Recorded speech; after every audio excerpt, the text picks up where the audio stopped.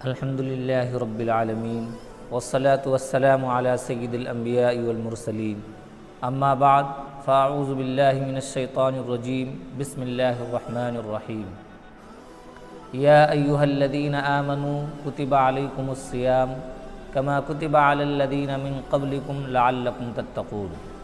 सदक़ल्लाहुल अज़ीम। अल्लाह ताला कुरान मजीद में इरशाद फरमाता है कि ए ईमान वालो, तुम पर रोज़े फ़र्ज़ किए गए जैसा कि तुमसे पहले लोगों पर फ़र्ज़ किए गए थे, इसलिए ताकि तुम मुत्तकी और परहेज़गार बन जाओ। रोज़ा रखना हर मिल्लत में रहा है, लेकिन बाकायदा 30 रोज़े ये उम्मत मुहम्मदिया की खुसूसियात में से है। रोज़े का मकसद अल्लाह ताला ने ये बतलाया है कि मुत्तकी और परहेज़गार बन जाना है। रोज़ा नाम है खाने से रुकने का, पीने से रुकने का और हम बिस्तरी से रुकने का, यानी जो जो चीज़ें हमारे लिए जायज़ हैं उनसे रुक जाने का नाम रोज़ा है। रोज़ा दिन में रखा जाता है, सुबह फजर से लेकर गुरूब आफ्ताब तक, इसीलिए इसको रोज़ा कहा जाता है। रोज़ के माना दिन के हैं और रोज़ा दिन में रखा जाता है, इसीलिए इसको रोज़ा कहा जाता है। तो रमज़ान के महीने में एक महीना जो चीज़ें हमारे लिए हलाल होती हैं वो हम दिन में नहीं कर सकते।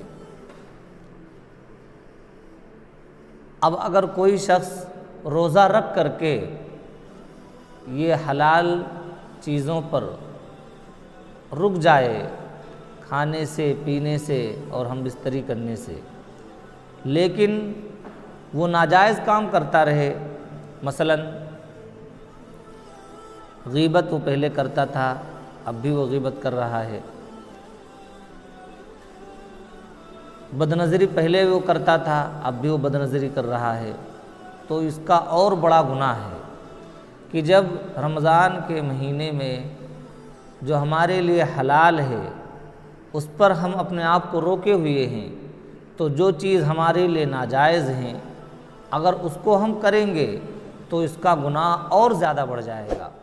जिस तरीके से करने का सवाब ज़्यादा हो जाता है, 70 गुना बढ़ा दिया जाता है, ऐसे ही अगर हम कोई गुनाह करते हैं तो उसका वबाल भी और उसका अज़ाब भी 70 गुना बढ़ा दिया जाता है। लॉकडाउन जैसा माहौल बनता जा रहा है। हम मुसलमानों का तर्ज़ अमल क्या होना चाहिए, हमारी ज़िंदगी कैसी हो।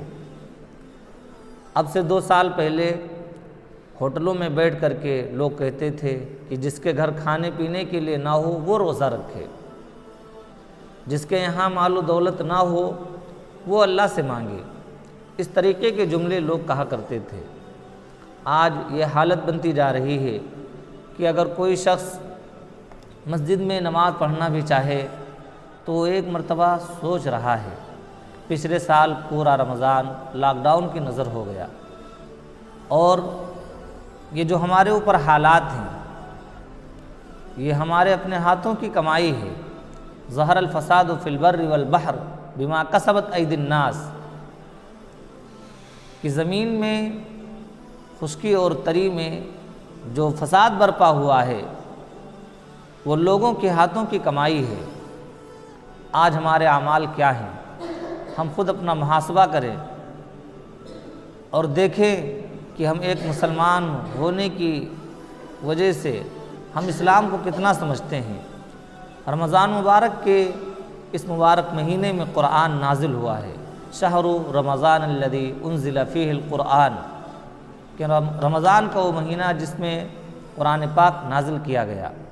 हुदल लिन्नास, ये लोगों के लिए हिदायतनामा है और हक़ और बातिल को वाज़े करने वाली किताब है। अब जो शख्स रमज़ान का मुबारक महीना पाए और अपनी बख्शिश ना करवा पाए तो उससे बड़ा बदबख्त कोई नहीं है।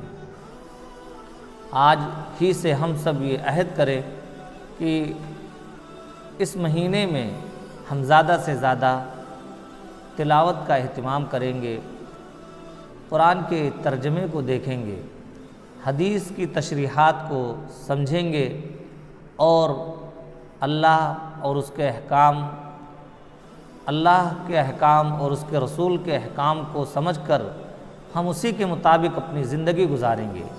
याद रखिए, अगर हम मुसलमान सिर्फ़ नाम के मुसलमान रहे, वरासती मुसलमान रहे, रिवायती मुसलमान रहे, तो हालात हमारे ऊपर और तंग कर दिए जाएंगे।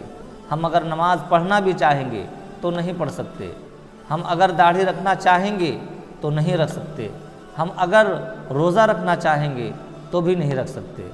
अल्लाह तबारक व तआला से दुआ है कि हम लोगों को रमज़ान मुबारक की कदरदानी की तौफ़ीक़ नसीब फ़रमाए। व आखिरु दावाना अनिल हम्दुलिल्लाहि रब्बिल आलमीन।